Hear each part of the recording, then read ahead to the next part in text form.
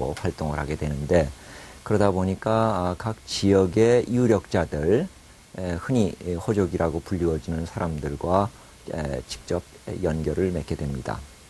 이렇게 볼 때 당시 선종은 경주가 아니고 각 지역에서 새로운 이상사회를 꿈꾸는 여러 세력가들의 정신적인 중심지 역할을 했달까, 이렇게 말할 수 있습니다.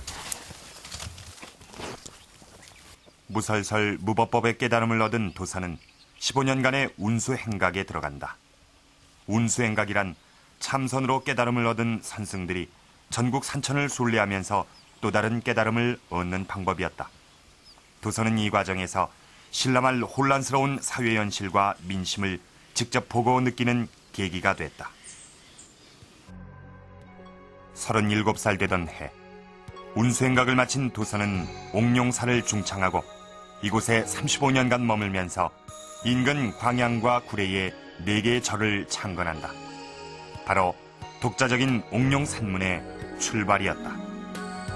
도선국사가 선종계통에서 또 사회적으로 이와 같이 이제 위치가 점점 높아져 가고 깨치문 세계가 높아져 가고 하다가 보면 자연히 제자들이 배우는 제자들이 많이 들겠죠.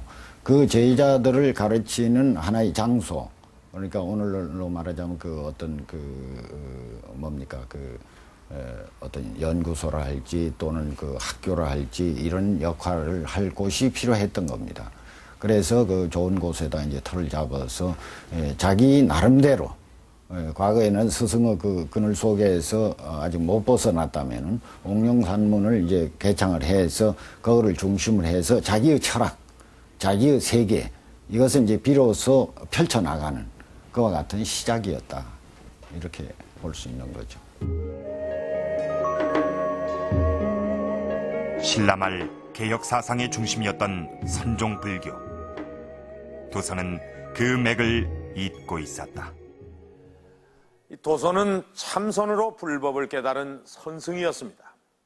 제자가 수백 명이나 되고 또 그가 창건한 절이 너댓 개나 되는 걸로 봐서 당대에도 그의 명성은 대단했던 것으로 보입니다. 해서 도선은 입적 후에 이 선사라는 그런 칭호를 받습니다. 이 도선은 고려 시대에 더 높게 평가를 받습니다. 고려 현종은 도선을 선사에서 대선사로 한 단계 더 올립니다.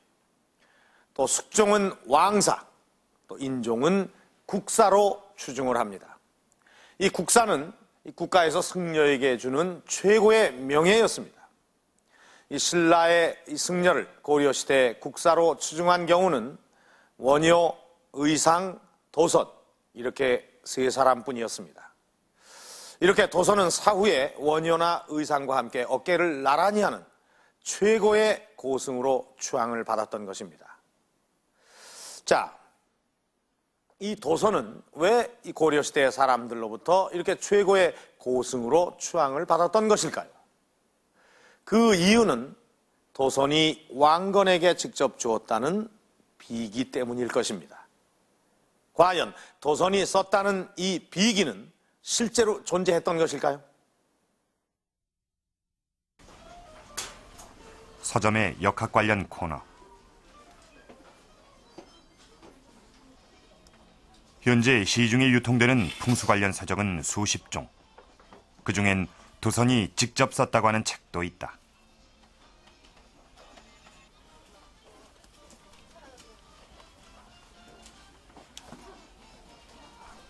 내용을 보면 도선이 직접 남긴 유작이라고 밝히고 있다.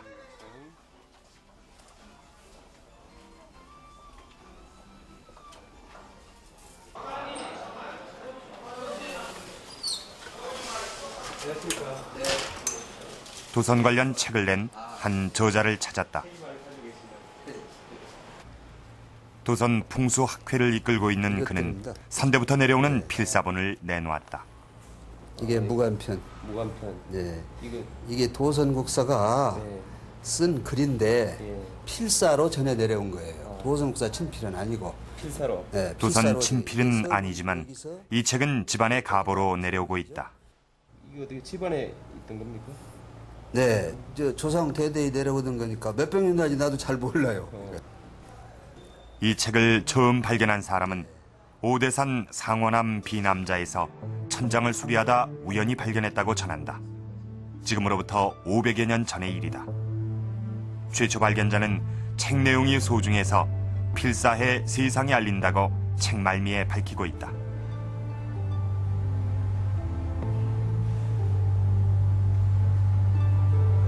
그러니까 도선의 풍수에 대한 그 이론을 조금씩 적은 책들이 혹 조금씩 있어요. 그러나 그런 거는 다 참 속언에 말하듯이 뚜에기 문서, 그냥 조각조각 이렇게 돌아다니는 거지 제대로 구비된 체계화된 책은 없어요. 이것이 무간편하고 이 구체능력 비서가 유일하게 지금 우리 여기에 발견된 유일한 지금 체계화된 저서라고 볼 수가 있죠. 이해하는 그 풍수의 기본인 10조 통맥이라는 10가지의 도선 관련 책을 펴낸 또 다른 필자 이운정 씨. 상태 나와 있는 거 이거 모두 도선국사의 원전에서 나온 겁니다. 이런 내용이 다 도선국사의 원전의 내용은 그대로 쓰거든요. 그렇습니까?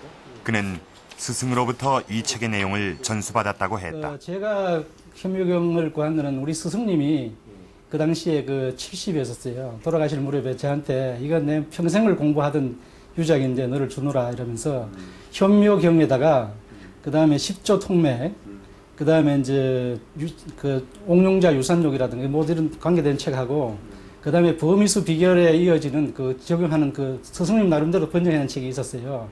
그거를 저한테 물려주시고 돌아가셨죠. 이들이 펴낸 책은 과연 도선이 남긴 유작들일까?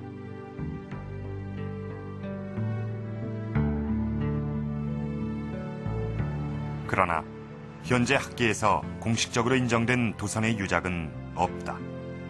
도선 관련 연구를 하고 있는 양은용 교수. 그는 도선의 비기가 거론되는 시점에 주목하고 있다.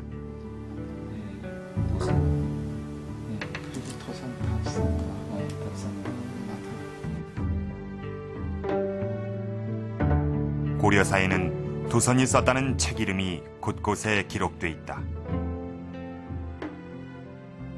옥룡기, 도선답산가, 도선비기, 송악명당기 등 다양한 비기가 등장한다. 그런데 이런 비기는 고려 중기 이후부터 집중적으로 나타나고 있다. 고려 중기는 그란족의 침입이라든지 무신난이라든지 이자겸의 난, 나중에는 묘청의 난이라든지 이런 그 난을 통해서 사회가 흔들리죠. 혼란이 가중됩니다. 그런 과정 속에서 초기부터 내려오는 도선 관련의 예언이 나중에 비기라는 형태로 나타나게 되는데 그 대부분의 서적이 아마 후인들 가탁으로 봐서 좋을 것입니다. 초기부터 그렇게 안 나타나니까요. 중기 이후에 나타나니까. 거의 대부분이 후대인들이 부풀리거나 과장돼서 그 원형을 알 수 없다는 도선 비기. 그러나 고려사에는 비기의 내용을 짐작할 수 있는 단서가 있다. 고려 숙종 때 김귀재는 수도를 옮기자는 상소를 하면서 도선의 비기를 언급하고 있다. 도선은 고려가 개국하고 160년이 지나면 한양에 도읍한다고 예언했다는 것이다. 고려사에 인용되어 있는 도선